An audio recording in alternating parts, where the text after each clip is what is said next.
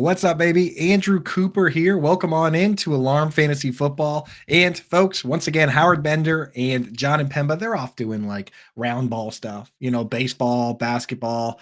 We're here holding down the ship ourselves. So what I did is I'm bringing in my friends, and we're going to talk about whatever we want to talk about. This week, I have the legendary, the fun Chuck Bass, kind of he kind of dominates the fantasy football expo. I think that's where he performs best. Also, one of I would say, my opinion, top 3 accounts that make me chuckle on Twitter. It's like you, Jordan Loop, Ian Harditz. Those are kind of my gang. So without further ado, Chuck, how you doing, brother? I'm doing great, man. What a just legendary company to be in. Happy to be on the show. Making you chuckle. That's just got so many meanings, and it just hits home so hard. And it's what I'm trying to do, man. In February, what else are we going to do? I'm not talking baseball. I'm not talking basketball. I'm here for memes. That's right. Memes, that really is the economy of fantasy Twitter, if you ask me. It is. Yeah. So on this show, what we've been doing, here's the deal. We hit some news and notes early. In the second part, we go through and I just pick your brain on process. We've had some great thinkers like yourself on. We had Jacob Sanderson, Jax Falcone, Dave Kluge. You're just trying to figure out how they get advantages. Then we'll look at some players. If there's time after, we'll maybe look at a mock draft. But this is the last one we're going to do where we're looking at current players. After this, we're going to get into prospects. I got some. Yeah. Those are the deep cuts. I got to dig in myself. Yeah. We're having Dustin Ludke on. He's going to have boots on the ground at the combine, and then Derek Brown, D-Bro. So it's going to be huge, Jim. It's gonna be big. I see you guys are Tony Romo going. Are you would you say you're more of like a Sunday football Tony Romo, or more like an arts and craftsy Tony Romo? Oh God, what an amazing question. Good analysis, Jim. Sunday football Tony Romo. I hated him while he played and loved him when he started announcing. And now I loved him I miss him when he played, and I hate him announcing. I don't know how it happened. It just flipped. It's come full circle, man. I actually ran into him last year at the at Patriots Place, and he was having a good time with Robert Kraft, and they actually lost Jim Nantz. That's how I found them. I heard somebody going, "Where the hell's Jim?" And I look over and I was like, I was with Dario, who is doing, for Player Profile, doing his whole tour, and I was like, dude, I think that's Tony Romo. And we went over, good guy. But 2 or 3 more name drops. Yeah, that's it. That's all I got. Actually, there was another one that Tracy Wilson was there too. So that's another. Oh, smooth. Very smooth. She was actually very excited that we recognized her, because she was kind of with a lot of, she's famous, right? But Bob Kraft is actually, Tony Romo, very, very famous. Doing it right. Yeah. Anyway, what's up, chat? See you guys hanging out. There's Dustin right there. So yeah, can't wait to have a good guest on. He'll be our guest next week. Dustin riding coattails per usual. That's right, dude. Coming in. You're setting him up so he can knock him down. Mile High, I see your question in there. We're going to hit on some questions for sure. What I want to do first, we're just going to hit on some quick news. All right. So got to get this out of the way. First and foremost, obviously the biggest news of the week, legendary special teams player Matthew Slater announcing his retirement, 16 years. Hall of Famer, Chuck. What do you think? I mean, just look behind me first before you answer this question. Okay, go ahead. This one's always been really funny to me because Matthew Slater is like, the Patriots having him was like the first kid in the group who got a girlfriend, and you're just not used to the dynamic, and you're like, what do they even go do when they're off by themselves? Like, we're just the boys hanging out.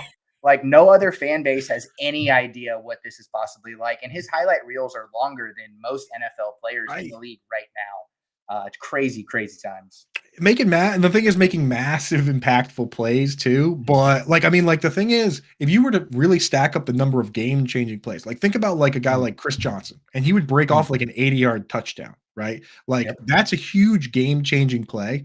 But you know what else is an equally game-changing play? Blocking a punt. Yes. Right.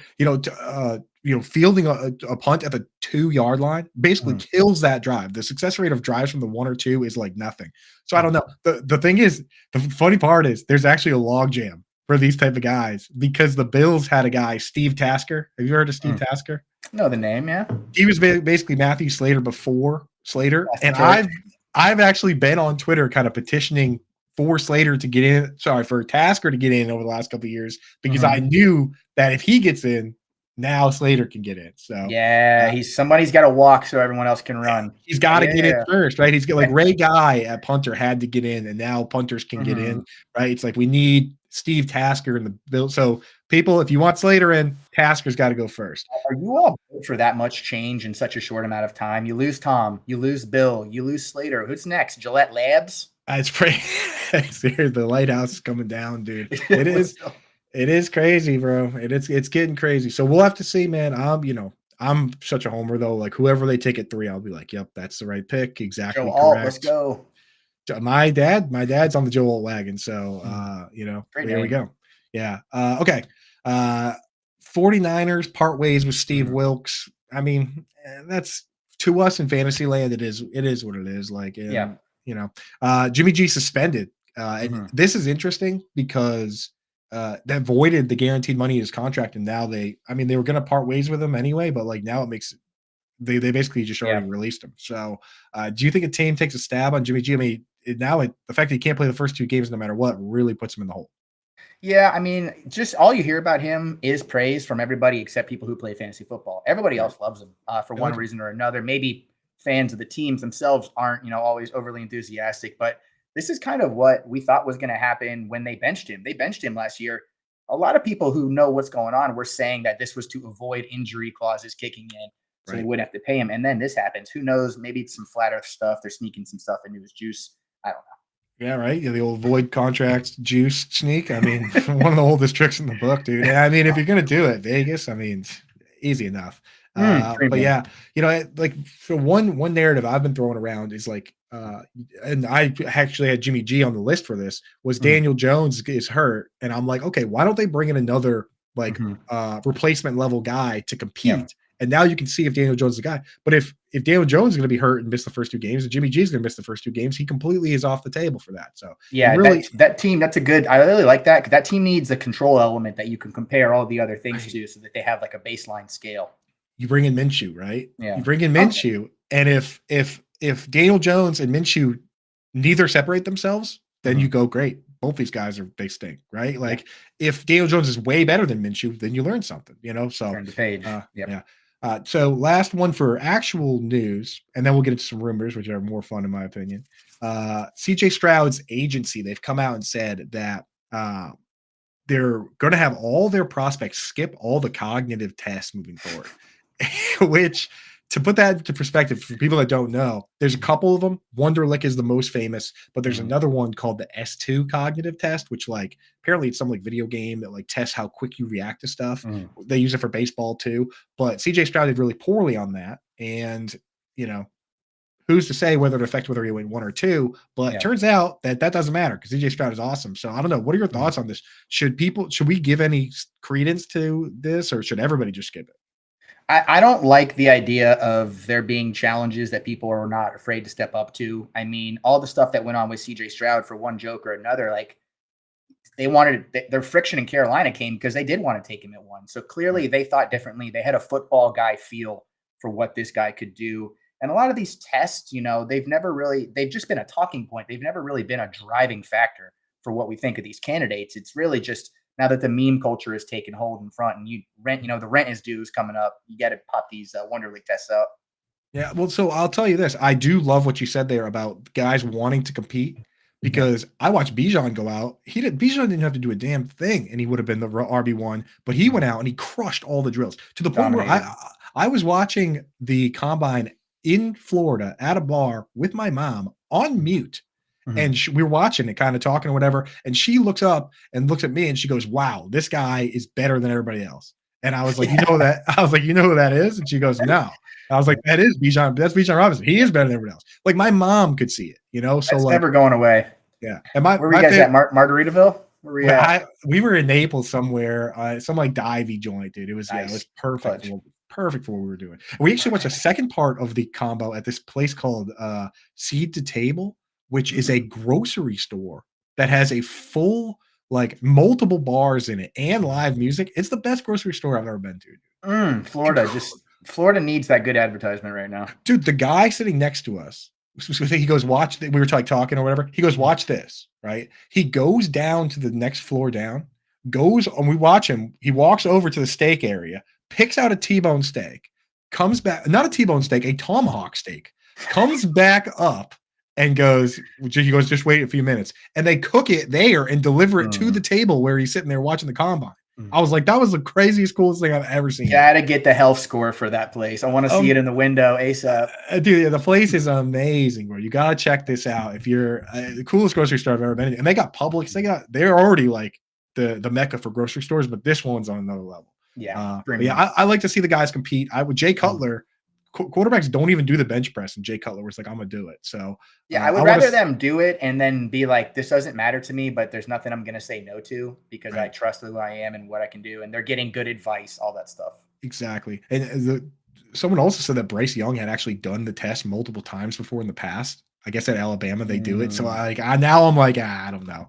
But let's get on some rumors, dude. Rumors. Please. Yes. Justin Fields. All right, here we go. Has unfollowed the Bears on Instagram.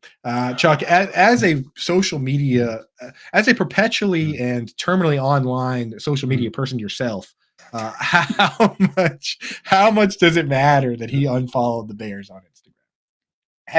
Let me ask you this. Let's put this in hypothetical terms. Let's say that Fantasy Alarm was eyeing me as a new NFL analyst. Would you unfollow everybody that works for Fantasy Alarm? You know what? I don't know. Maybe. I think so. I think if there were rumors that I was getting traded to I don't even want to give place, but if I was getting traded, I might, dude. I'm like, I don't know. I'm pretty loyal with Fantasy Alarm, dude. Shout out. It's just, I think this just happens too much for it to move the needle for me. I get the branding in there if I try to do. Got him. It's just, this is classic. We could have these jokes were being made in December. Right. So it's just really hard to put a finger on it. Yeah. Now, the top rumored destination, and not only rumored, but you go to DraftKings, they have odds for next team, right? The team with the number one odds for Justin Fields was the Pittsburgh Steelers. And last I checked, it still was. Yet the Steelers came out and said, well, we don't need Justin Fields because we have Kenny Pickett and Mason Rudolph. That's just where they're sitting around like the impractical jokers, like, all right, say this. But they lose all leverage, and it does no good for them to come out and say, we're going to be in the free agent veteran market publicly. They can do that stuff behind closed deals. But if they've made it aware, it sours the players, sours the agents, and it really, sure, the fans get happy, but as far as their ability to actually make a significant move contract-wise, it just makes it harder. Right, and it's smart on their part because now the other teams look and they say, hey, Steelers are out, so whatever they were offering, we'll move it down, And who last year during the season, everybody was saying, okay, we can see where this is going, right? We want Caleb Williams is probably coming to Chicago. Where do we want to see Justin Fields go? They wanted to see him go to Atlanta under Arthur Smith and do the things that Desmond Ridder wasn't capable of doing. Right. You know where I'm going with that. I mean, that's just a match right in heaven in Pittsburgh. It's right there, man. I mean, so Pittsburgh, I like. Atlanta, even without Arthur Smith there, I like the weapons. It would hurt for the weapons, though. As a fan of Drake London and Pitts and Bijan, I don't want Fields as much as I would want Cousins or, and I guess same to some degree for Devontae Adams. We got in the chat, our guy getting the game, Tommy Roush, saying Fields is a Raider soon. Oh, dude, that's what I like to hear. I got, for some of these, I have dream spots and actual spots. Actual spot, I had Raiders, even though my dream spot was the Steelers. I just feel like he might fit into that run the ball and then bomb it deep kind of mentality that they're going for. They're trying to build it around, tough dudes. And Justin Fields is a tough dude. Right. Terrell Pryor, he could be the next Terrell Pryor for the Raiders. I think he had a 97-yard touchdown run or something like that for the Raiders. I think that's still the longest run by a quarterback in the NFL. Is he going to get that wide receiver designation on sleeper then also? Because Terrell Pryor got me through a couple tough seasons there. 1,000-yard season for the Browns. I mean, what a freak is like, right? Shout out Terrell Pryor, man. So, I mean, it will be interesting, man. Speaking of the quarterbacks, Vikings also, I'm hearing now the rumors for him have been kind of boiled down to they would like him back, but last time they gave him a 1-year deal that was fully guaranteed, and he wants that again. And they're kind of balking at the guaranteed. I mean, he just tore his Achilles at 37? Yeah. I think it's 35, 36, something like that. Am I wrong? I mean, we're sitting at computers, so why don't we just check? You have the technology. Yeah, 35. You're right. So he's not 37, 35. So Achilles could be fine. Rodgers is coming back from one, but I don't know. Guaranteed money. Would anyone give him guaranteed money? It's funky because it seems to be the only thing he's interested in is the headline reads that Kirk Cousins got X amount of guaranteed dollars. I'm not even sure exactly how much the total value of the contract matters to him, as long as he continues to be that quarterback who's like every deal he got was guaranteed X amount. It's just seems to be Right. the most important It factor in a lot is of these things for it him. is funny. It's especially funny when you go back and find there was this like conference he did, a speech he did where he was just Mm, like, he's like, I'll just take my deals as they come. I just mm. need enough mana, enough mana to get me from one day to the next, right? And then it's like the deal he signed was like $1 gazillion. Yeah. It's like, yeah, I mean, the whole enough mana to get through me through the day thing goes out the window when you've already made, Yeah. hundreds of millions of dollars, Yeah. like generational wealth. Yeah. He's sitting in a very powerful spot. I have my dream spot for him is going back to Washington. I know that doesn't make anybody happy but myself, but Snyder gone, Kirk coming back. They need a quarterback. They have good infrastructure weapons wise. I thought that would be a fun little, turn the page. It makes me incredibly happy. You Mhm. know what I mean? It doesn't make anybody happy. You know why it makes me happy? Mm. Because the Tell Patriots people. Patriots pick at 3. Get your So guy. yeah. Definitely cut whoever, right? Yeah. The Commanders should find any veteran to start for them. I don't care if he's played for them or not. Mhm. So yeah, last rumor, and then we'll get into some little dynasty chatter here. Mhm. Bills. Not only did they have Stephon Diggs trade rumors to the point where Mhm. DraftKings is offering odds on his next team, which Mhm. are all ridiculous landing spots, and he's Sure. definitely going to probably be with the Bills. But yeah, one of the top ones is the Chiefs because the Bills are Mm. going to trade their top wide receiver to the Chiefs. Yes, Yeah, please. yeah, That's exactly. exhausting. Yeah. Then Gabe Davis also, speaking of exhausting, just did like an 8-minute video where Yeah. he thanked the Bills and then also ran down his stats at the end, just for anybody out there, kind of I doing respect one of that. those. Yeah. So I don't know. First, Gabe Stephon Diggs. Let's say hypothetically he's not a Bill. What Mhm. would be a good spot for a guy like that? For Besides Diggs, every team. for Stephon Diggs, yeah, besides every team, seriously. It's we're gonna wake up and it's gonna be like Chiefs acquire Bills wide receiver and everyone's gonna go nuts. And it is gonna be Gabe Gabe Davis. And Davis. they're Yeah. just gonna take all these guys because they can be the island of misfit toys, and they can win either way. Right. But as far as like Diggs, right? I think maybe he just continues to be that acquisition for a team that's looking to take its quarterback play from one spot to the next. So I mean, does he stay in the NFC and does he go somewhere like a Detroit? Detroit is on the cusp, and they have a bunch of good players. They're limited on great players. I think that would be a really fun. Let's take things to the next Huge. level. They need a split, dude. You put a split end on that team because that's what they're missing, right? They have the slot flanker in Amon-Ra St. Brown, but he's not big enough to line up, tethered to the line with his foot in the ground and fight the jam, right? But then you have Jamison Williams who can stretch the field. Mhm. You got Sam Laporta. You got Gibbs and Monty. You have a great offensive line, assuming that Frank Ragnow's toe is going to hold up. And you come in with a big split end, whether it's a Diggs, it's a Mike Evans, something like that, man. I mean, Ooh, Trey Bone, you can't allow it. You can't allow it to happen. that's magic, and that's a team that continues to make the right call in Detroit. And they may not make it on the time frame that a lot of us are happy with or the timetable, but they do keep making them. So I wouldn't be surprised whatsoever. Yeah. Shout out Brad Holmes, man. I think he's my favorite exec. I think so, man. He's a great dude, and he It seems knows. like a good hang. Yeah, he does, right? He's down in the locker room, right? A lot of these other GMs are stuffy. They're up in the box. They're like, you're fired, but Yeah. like he's down there, like definitely crushing beers and stuff in the locker room. Cutting it up with Martha Ford on the sidelines, just having a good time. Yeah, he's a man, dude. Shout out Brad Holmes. All right, let's get into a little process here, Chuck. I've been basically asking my guests. I say, okay, we have a lot of serious fantasy gamers here. I see Wendy in the chat, dude. Like, Johnson Bronson, the guys that they don't just play like one hometown league a year. They're in Dynasty, they're in Best Ball, they're doing, industry charity leagues and stuff. So I've been asking my guests, like, what's something in Dynasty that you feel gives you? Well, first and foremost, I got to ask, what's your calendar like? Because not everybody's on the same page right now. Like, some people have been looking at prospects all year. Some people are like myself are looking at free agency and then they do prospects. Some people like Dave Kluge are just like, climbing mountains, enjoying, like their time out. Like he literally was like, I'm just chilling right now. So like snapshot in McDonald's from the top of a peak. Yeah, right. That's literally what he's been doing. So it's like, he's hanging out with his dog, which is cool. I mean, like you take this time off if you want. So like, what's your calendar like? Super Bowl ends. What gets you back to redraft season?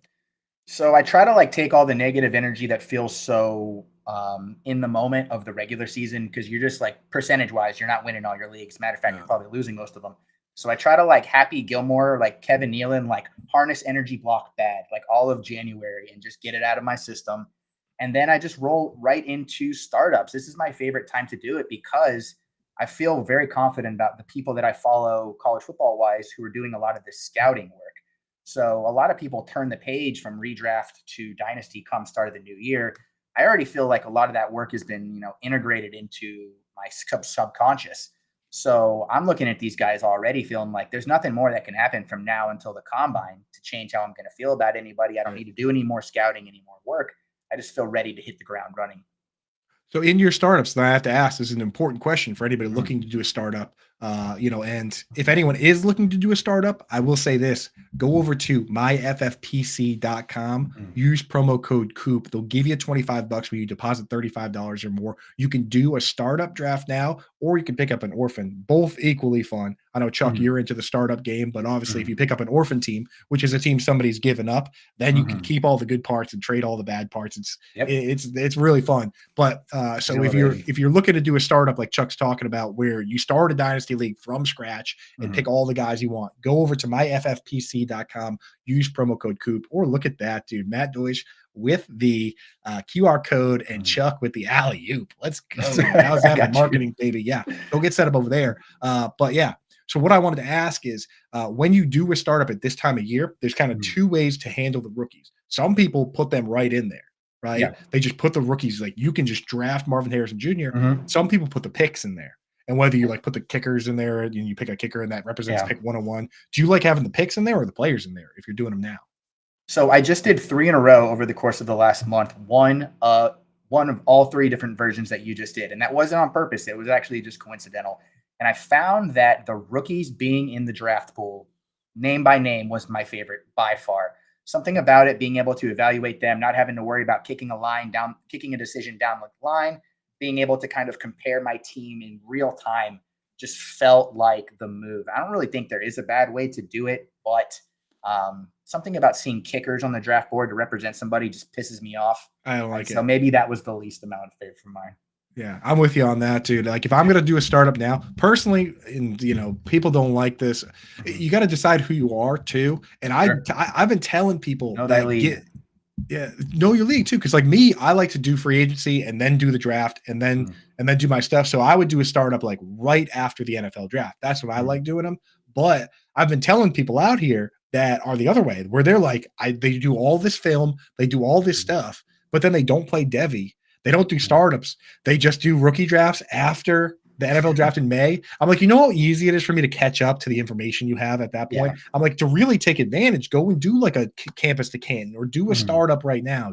So take advantage of it. Think about what your skill sets are. You already So have the underlying thought process and evaluation skills built into your fantasy brain. You just right. have to find other outlets of doing it, which is the things that you just described. Exactly. And take advantage. Like some people, they spend all this time doing all this stuff just to like send one tweet out to be first on a guy. It's like do some Devi leagues, do some Yeah. draft challenges, like the draft Mhm. prediction stuff. Like Yep. we're gonna do more of that. I think that's Mhm. what I want more of. It's like we everyone sends out like a mock draft. Like let's have a competition, right? Yeah. Like I want to I know like who's it. gonna, what? Let's hit some rounds, hit some something. So somebody come up with Yeah. something for that. We're going to use your analytical football brain right now. Question Okay. Mile High Luke put in Mhm. earlier. He picked up an orphan team, single QB, FFPC Dynasty League. He's got the 103, 106, 203, 204. So it sounds Mhm. like this person they came in third to last, and they also made a trade at some point. He's got Mahomes, Gibbs, Puka as the core. In talks to get the 101 by moving Gibbs and 106. And this is a single QB league. So imagine you be targeting Marvin Harrison Jr. Do you think Marvin Harrison Jr. is worth Gibbs in 106? This is crazy that this person orphaned this team. What did their pilot get picked up by like NBC? What is going on? Yeah, This for person doesn't real. have time to manage his team. That's They a hit they bounty hit for on him. some great players. Yeah. Yeah, I don't feel this is going to sound a little counterintuitive because I'm not a big RB guy, but I do understand the importance of having these guys that can move differently.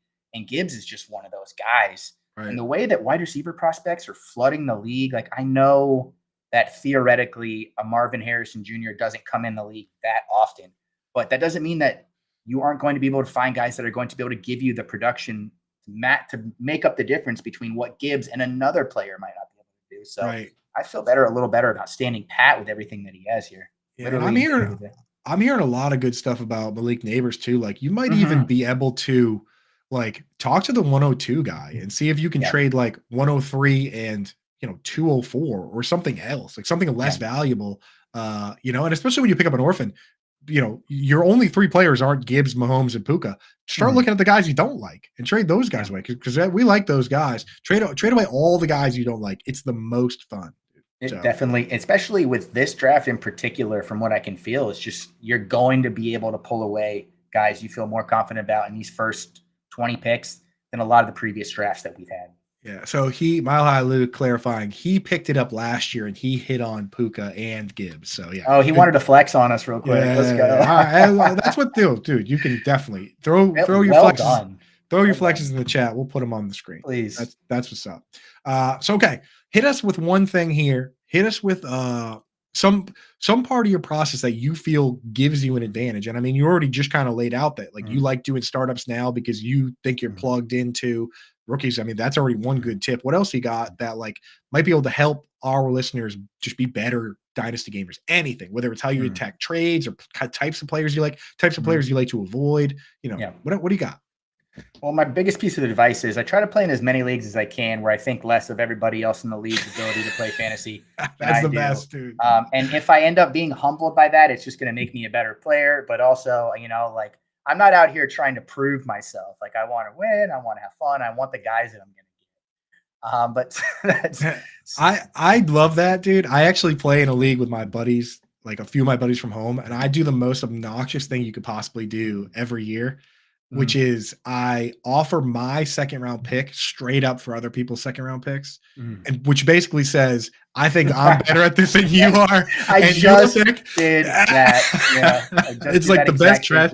It's the best trash talk. I actually did have a kid accept it, but then he traded my pick away very quickly. He kind of backed himself in the corner where he had to accept it, right? But it is a funny thing to do. No, I made a $50 bet with a guy that I'm going to finish ahead of him, and then I traded for his third round pick, like exactly like you're just saying. So I'm doubling down left and right. It's funny, man. It's funny, yeah. So hey, and the thing is, dude, like looking for ways to make it more enjoyable is what's up. Like in that same league, we have a great rule, not necessarily great, but a very kind of a dangerous rule, which is that if a player on your team gets cut, then you have to send a video of yourself either chugging a beer or finishing a shot or something, or doing a shot to the chat at some point, not at that exact moment. Like if a guy gets cut on Tuesday and you're at work, you don't have to go, immediately shotgun a beer. But like it gets really dicey in August when like cut down day comes, and you see guys in the league looking at it, and if they know a guy's going to get cut, they'll drop him before he gets cut. Yeah, dude, my BMI would shoot up if that was happening to me right now. I love roster bubble guys. Oh yeah. It's dangerous, dude. It's dangerous, but it's a lot of fun. So yeah, shout out to. I really like playing in leagues, and to be serious for a second, I really like playing with first or second year dynasty players because they just do crazy shit. Crazy. Their concepts are strange. They don't really understand how to value picks in the future. They think Roschon Johnson is good. There's all kinds of things that are just absolutely wild that happen, and I like wildness.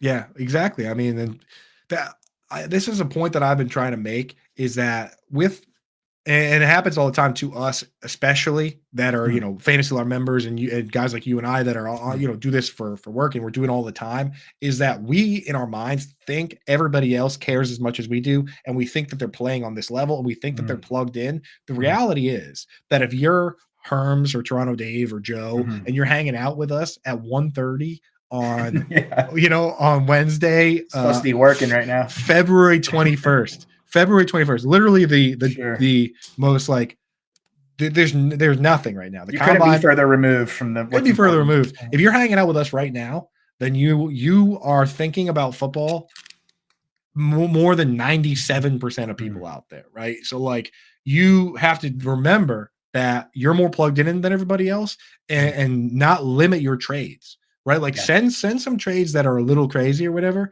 and let them correct you. Let them come back to you and say, that's not, let them like that. That's not a good trade. How And then dare you say, you? Yeah, I yeah, get a lot of exactly. how dare yous. And that's good though, because they come back and then you say, okay, well, let's work it out. You know what I mean? Like you ideally you have trades that help both teams, but at the end of the day, like, if they think it's a good trade, then there you go. Let them do it. Let people never stop your enemy from making a mistake. It is an unexplored aspect of the game, or underexplored aspect of the game. Trade talks can be annoying, but they're like such a necessary evil for expanding your abilities to even think about what other people are into, what they'll say yes to. I do a lot of evil stuff, dude. Like I will. You got a Marcus Smart jersey behind you. Of course you do. That's right, dude. One of my favorite Marcus Smart moves in fantasy football in Dynasty is I'll look at your roster, for instance, right? And we both have 20 players, let's say, right? And I'll look at a player on your team that I want, and I'll look at the worst player on your team, and if I want that player too, I'll offer a 2-for-1 deal for the player I want, right? And then the trade probably is in your favor, and you'll say, okay, let's do the trade. And then right before we do the trade, I'll say, oh, by the way, since you need to drop somebody to take 2 guys on, who's the worst guy on your team? Can we just throw him in? And then I get that other guy too. Now it's a 2-for-2 trade. When all along I was planning on that. So little weasel moves like that. But and you know what's so great about that is that people do that and don't even realize they're doing that. That is a subconsciously built-in part of people's moves, and you're the devil that knows. Right, and I have people sometimes turn around, and it blows up the entire trade because they realize they need to drop a player they like to do the trade. So, but still, it's like I'd rather not try and fish that guy off the wire if I could just get him thrown in on the trade. But anyway, enough about weasel trade moves. Let's get into some debates on some actual players that could potentially help some people go for guys. I got to ask you though first. Everybody kind of has a format that lives in their mind. Like some people just play like single QB, full PPR. Some people are playing super flex, tight end premium. Like when I ask you immediately about a player, what format do you like defer to? Well, as like a child of the steroid era, I just want formats that juice the stats as much as humanly possible. So I'm a half PPR guy, but give me 50-yard touchdown bonuses. Give me tight end premium plus. Give me first down rushes. Give me first down receptions. I need super flex. We can't have a dynasty league where 2/3 of the guys that provide us with the most content are just sitting on the bench most weeks. It just doesn't do it for me. I need all of that. Right. Yeah. Let's go, dude. Geek Mill in the chat. Dude, shout out to the Twitch gang popping in live right now. It's been a minute since we got to get Twitch glasses out for the Twitch gang, baby. Twitch, we're missing you guys. All season long they're hanging in because they're looking for the waiver wire advice. But the Twitch gang, your jersey's going to be retired on Twitch at some point here in the near future. I'm saying, dude, Bush 1G, shout out, brother. I'm not sure if that's a Kyle Busch reference or whatever it is, dude. Kyle Busch couldn't get out of his own way this weekend. Anheuser, yeah, whatever it is, if your name's Bush, whatever. We thanks for popping in, dude. Twitch gang in the house, baby. And Geek Mill, dude, always a favorite of mine, dude. Thank you guys for popping in, hanging out with us. Wendy, Angie, what's up, everybody? All right, let's get to some dynasty debates. This is what we've been doing in this section. Is I've got some guys. There's guys I know you like. There's guys I know you don't like. So I want to get out of you an explanation of like why you're taking this player over similarly ranked guys. We kind of put the screws to Kluge and a few, like I pulled up, I like monitor people's tweets and stuff. Like I looked at Jacob Sanderson's tweets and he's like came out with some what do you say? This could be dicey. That's what I'm saying. He came out with some controversial QB rankings. So I was basically like, I use this segment to be like, hey, why do you hate Tua? Right? Just like I put like 2 up against like Geno Smith, where I knew he had Geno ahead, which is controversial, and he had the answer, and he had an answer, which is great. You got to be dialed in if you're bringing that kind of investigative journalism to 1:30 Wednesday chat. That's right, dude. So I look around and I'm like, let's see what he's got going on here. So I'll, with some of these, you're gonna know why I'm doing it. For instance, let's do the first one. We'll do one in each position. Quarterback. I know you're a Justin Herbert guy, so.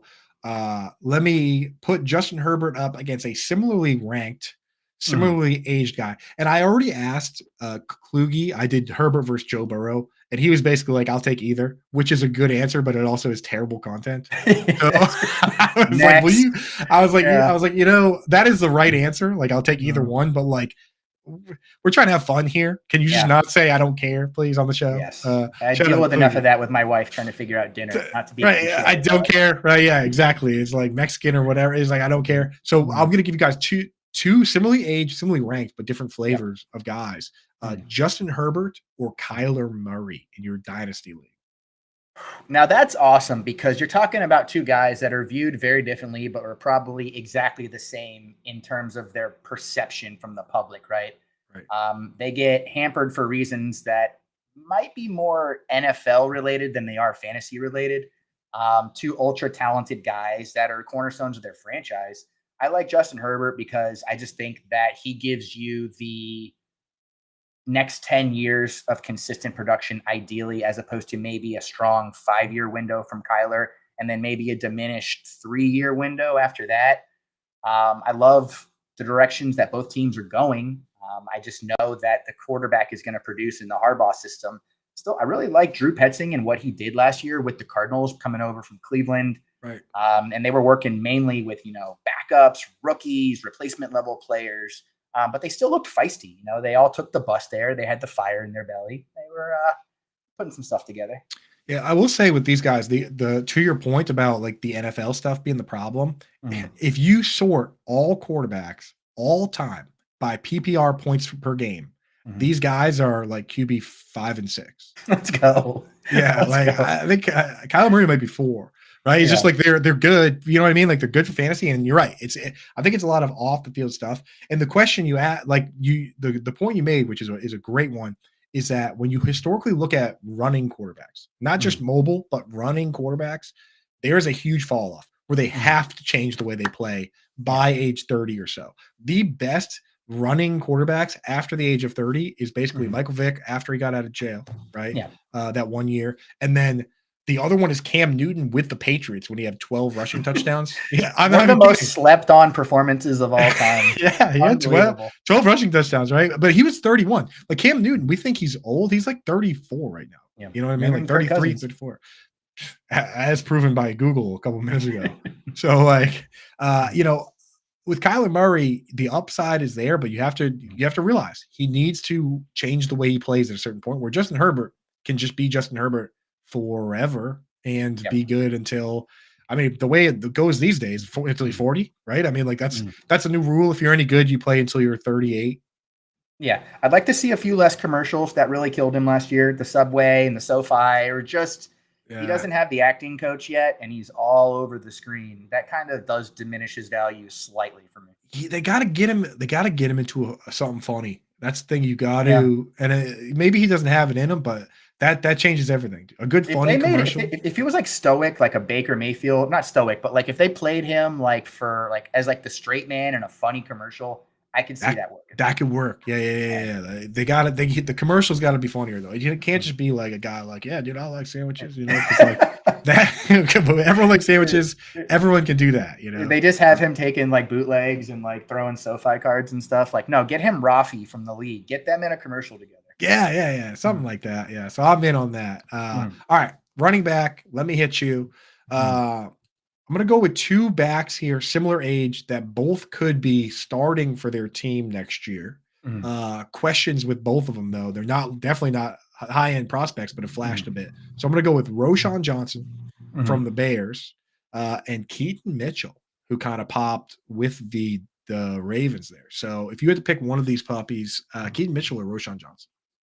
So this is another one where when I was talking about Gibbs in the previous segment and how he moves differently, that's how I feel about Mitchell. I have him in that group of guys with like A-Chain, where it's just like, I'm not really ever going to have to worry about the circumstances for this guy. I know when he has the ball in his hands, he's going to be able to produce. Is he going to be able to produce a high volume of touches at a high level? Possibly not, but he's also young, so I don't know what kind of workload he can carry. And probably the best thing for his value, this is going to sound so ridiculous, but like kind of got hurt. We didn't get to see a ton of them. So they're still kind of like, if you believe, you can continue to capitalize on that belief without the prices being overinflated. It's so true though. Like the unknown, right, is better than it's like the way I rank it is known good, right?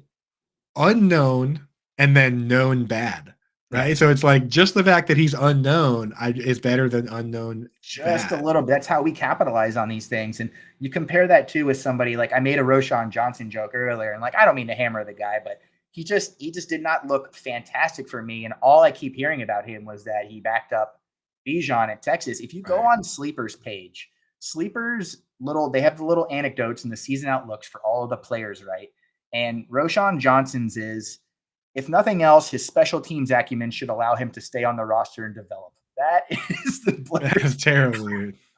Right, and that's the thing is that he beat out Alexander Madison. Congratulations, right, dude? Like you beat out player with the most presidential name, but like there's no guarantee that either one of those guys is the long term answer, right? They could get vaporized like this, and same with Keaton Mitchell. The thing with Keaton Mitchell that I saw that and again, I don't have to answer this because I'm putting you on the spot, so Please. I can sit here and say that I like them both if I want to. But one thing I did like from Keaton Mitchell is you saw him getting like running legitimate routes, like real routes.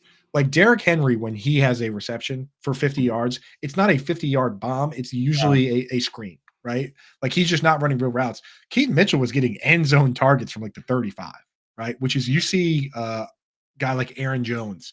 Aaron Jones is running wheel routes. He's running downfield. Yeah, he's running posts, dude. You know what I mean? Like he's running like he lines up wide receiver and runs straight fades at times. Aaron Jones does, and that has me very excited for Breece Hall, to be honest, because Aaron Rodgers loves doing that, like motion guys out, send them. Yes. So adding explosive elements to offenses that are lacking that historically. That's what these guys are capable of doing.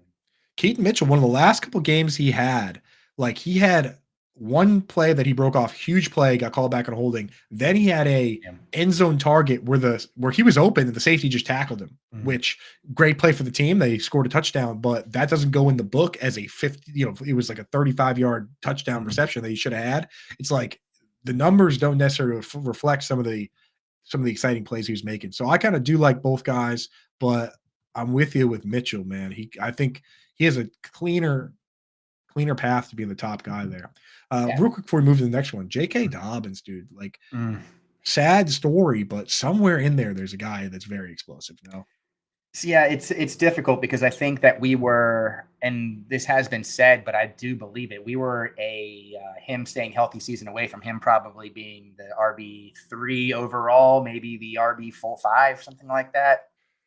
I know. I hope he comes back healthy, and I hope a team takes a stab on him, like I don't know, like the Eagles or something, where they've been doing that kind of reclamation projects.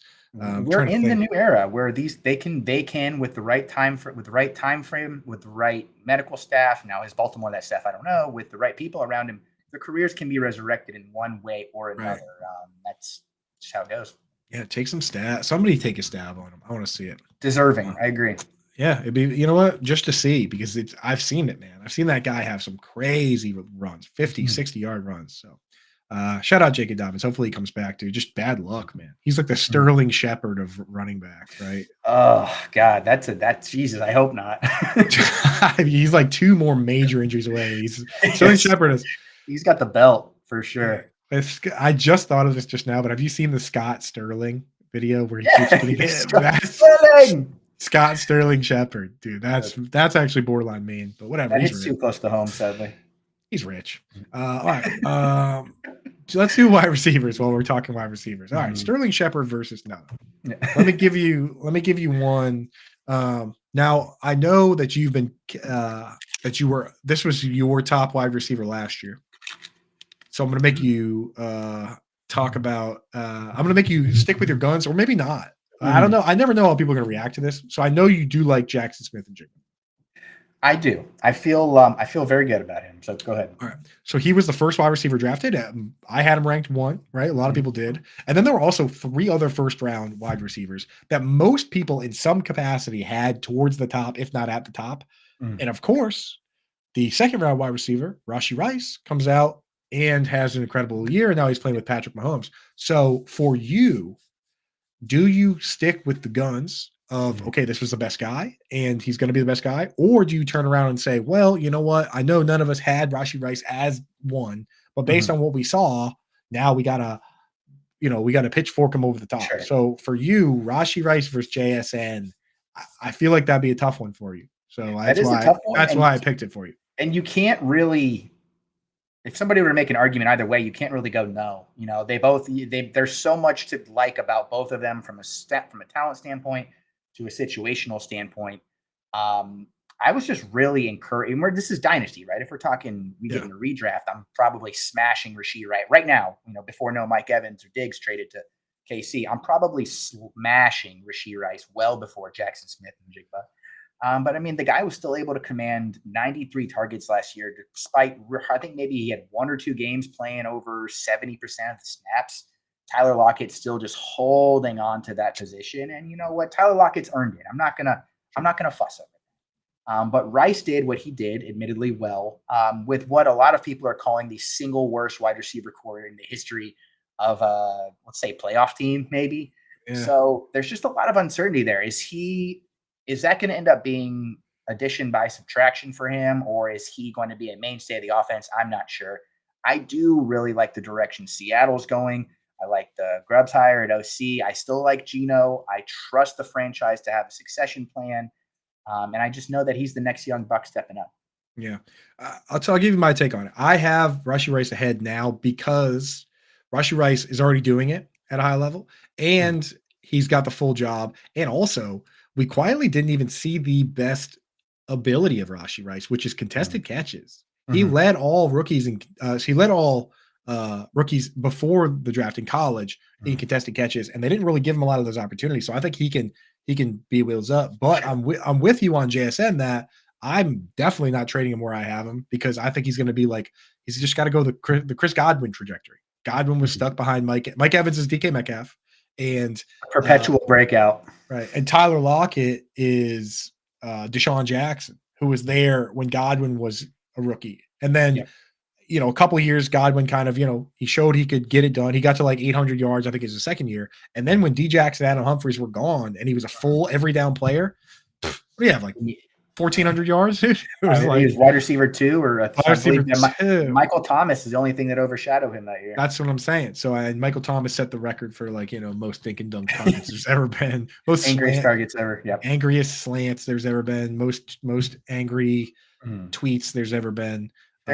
Something that I really liked that I read about Rice, and this was leading up to the Super Bowl, was that he came into the season, and as the season progressed, he basically changed his play style to, Patrick, tell me what you want me to do, and I'm going to do it. Because that's what Travis Kelce did, and that ended up just the instant production that he started having when he started doing that, and how they incorporated him. I mean, I don't see how you could possibly make a strong argument against him. That's such a good idea. You know who did the opposite of that? Please. Equanimous St. Brown, when he showed up to the Packers, told them that he doesn't play special teams and he doesn't stretch, and basically said that his dad was which his dad was a Mr. Universe as a bodybuilder, and that he is all set with the strength and conditioning stuff, and that did not go really well for Equanimous. To be fair, he just had a storied history of success and name. Unbelievable. So definitely, kids out there, go the Matthew Slater route. Show up and say, whatever you need me to do, I'll do it. And that's why Matthew Slater played for 16 years. And that's why Martavis Bryant played for like 45 minutes, right? So show up and for real. Show up and do whatever. Do it. He's not actually dead, folks, right? No, he's not. I just, all right. Yeah, in fantasy football, he is. Yeah, I just wanted to double check on that. Yeah, but RIP Martavis Bryant, but do whatever they want you to do. And that's going to be a lot easier for you because Patrick Mahomes isn't going anywhere. Everybody else are the people that have to fight for the jobs.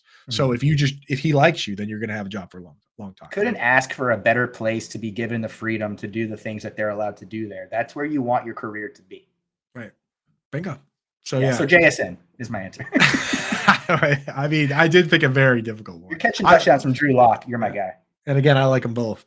This last one I picked, I'm obviously definitely going to be on your side for this one. Let's go. That was a homer pick for sure. I picked one for tight end because I keep tabs on who has been on the right side of history, the right side of history, and who hasn't. Like you, Cho, Kluge, Jacob Sanderson. It sounds a lot like I picked my guests based on whether or not they like Evan Engram. based on whether or not the vetting here is strong. I'm giving away my hand in that the only people are allowed in the show are people that have liked Evan Engram from the start. I know you've stayed with us, man. You've been a truther through the difficult times, right through the mean. I lost a lot. I don't think I have any Giants fan followers left. I don't think I do. Well, they're all busy with Wesley. What's the guy's name? The account that keeps tweeting all the nonsense. Oh my God, that guy! Like those, they're the Jets and Giants podcasters are so mean, and if they catch you saying anything that they think is disrespect, they will blow you up.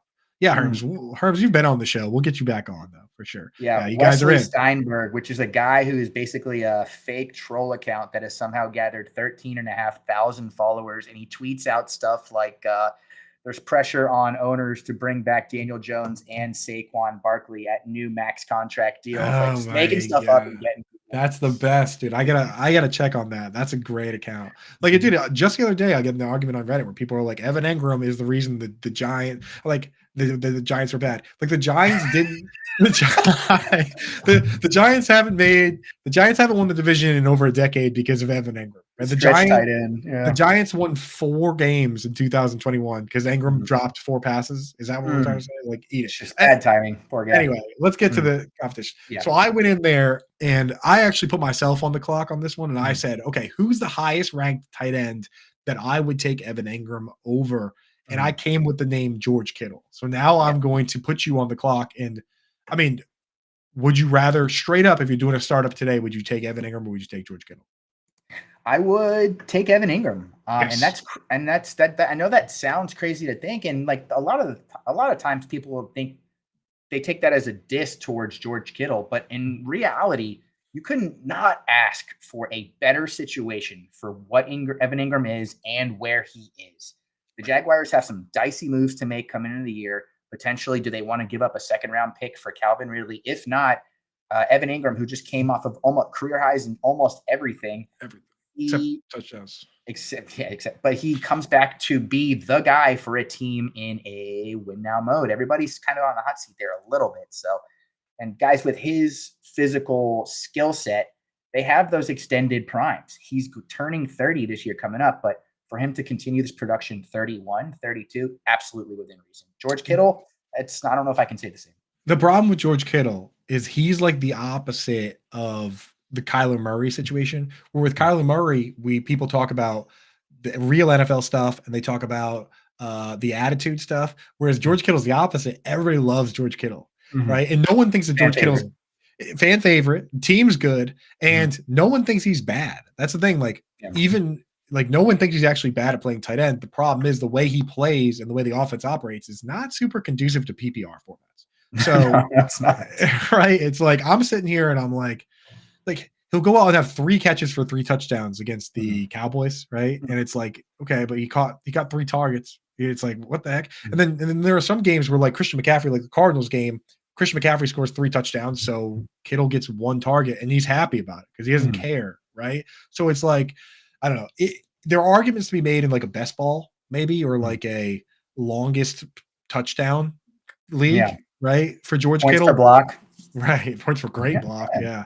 But if it's any sort of PPR, especially tight end premium, Evan Engram just had the 4th most receptions of any player in the entire league. That's a lot. That's a lot. And what do you want? What else do you want? 19 more than the next highest tight end.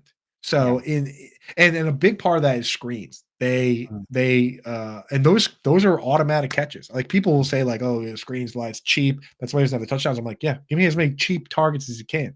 Can we just, you know what I mean? Like pin the ball to his chest if you have to, as long as I get a point in fantasy football. So like, yeah, I don't care. Like give me screens. So yeah, for me, it's Engram over Kittle. He's also younger and he also isn't dealing with, I mean, maybe if Ayuk shoots his way out of town, we'll have to reassess this again. That's the first thing that literally is on my mind is, you know, what does this offense look like in 2024? Yeah, if Ayuk shoots his way out of town and they don't replace Ayuk with anything special, you know, they replace him with Gabe Davis, which would be like it's like that Simpsons 3-headed dragon or like whatever out in the universe right now. Just microwaved Brandon Ayuk, which is Gabe Davis, dude. You know, Costco brand. They had their Marquise Goodwin phase. They went through it. Marquise Goodwin, dude. Shout out legitimate Olympian. Olympic sprinter, right? Yeah. Star, right? Yeah, But not the best football player though. So what are you gonna do? But yeah, I don't know, man. I think I'm in on Engram unless something crazy happens with the Jaguars, dude. He's so locked in. He's so locked in. Tight end eligible. Basically wide receiver. Like the best comparable player for him when you look at like if you took his season this year and his size and his 40 time, the best comparable player for him is like Andre Johnson. I heard he was pretty good. He's like 6'3", right? Like I was looking through other tight ends, and there's no tight ends that run a 4.42. There's none. Not even Kyle Pitts. So to find a guy who's 6'3", 235 that runs a 4.42, I'm not even kidding. The best comps I could find in the database I was looking through was like Demaryius Thomas, rest in peace. But like Demaryius, I mean, like that's legitimately what we're talking about. Demaryius Thomas, Andre Johnson, Chase Claypool. Oh, beast, legends, trailblazers. I should have left it with the two names I said, but I mean, like size and speed comparisons, it technically is like right there, right? Here's an interesting divide, and this is just a simpleton stat, but it is one, right? George Kittle had only 4 games last year when this offense was working as efficient as it ever has and maybe ever will, with more than 5 targets. Evan Engram only had 1 game with 5 or less targets. Hey, folks at home, well, I know we got to jump off. Go look at those games that Kittle had those targets and check and see if Brandon Ayuk or Deebo Samuel were out for those games. Ooh, spicy time. I'll tell you what, none of those 5 target games, I don't think they're going to be all playing for those. So, but that's it for us, baby. Chuck, why don't you let everybody know what you got going on this offseason, what the game plan is, when we're going to break off from all this stuff and start our own show that's just us, like what's the plan? When we start our lifestyle brand, our wellness network, our fantasy takeover. Nothing to do with football at all. We're pivoting. This is just a launch point for most of us, really, right? Who could talk about fantasy all day other than these guys? Yeah, we'll talk about like shoes and like watches and just dude stuff, Yeah, but philosophy, barbecuing, anything really. Yeah, I'm saying I'm available, but let me know what you have going on football wise. Sure. I'll be bringing the This Guy Sucks podcast back around March. I'm getting my, like I said, decompressing right now. So we'll have some people on. We'll be getting blind dates. I've got a few new formats I'm looking forward to introducing. We'll have you on and we'll have some live bourbon as we talk some nonsense. And, we'll just be, we'll be keeping it light as always. Yeah, I love it, man. Make sure you follow Chuck over on Twitter. Make sure you go check that out. Make sure you're set up at FFPC. Use promo code Coop. They'll give you $25 when you deposit 35 or more. Not only do they have the Dynasty startups, not only do they have the orphans, but if you're more of a redraft player, they already have the best balls. The early best ball contests are up there now. You can win thousands of dollars based on last I checked. I think there's $77 to $2,500 entries. But like some of the ones you can go in that's your never too early best balls, $25,000 and $10,000 prizes over there. Use promo code Coop. They'll give you $25 when you deposit 35 or more. Big prizes, and they have like slow drafts or 30-second clock. Do whatever you want. So go get that. Go get set up. Get going over there. That's it for us. Thank you guys for joining us in the chat. Thank you, Chuck, for joining us in the show. Thank you, Matt Deutsch behind the glass. Thank you, FFPC. Thank you, Fantasy Alarm. We are out of here. Thank you, Tony Romo. Love y'all. Bye.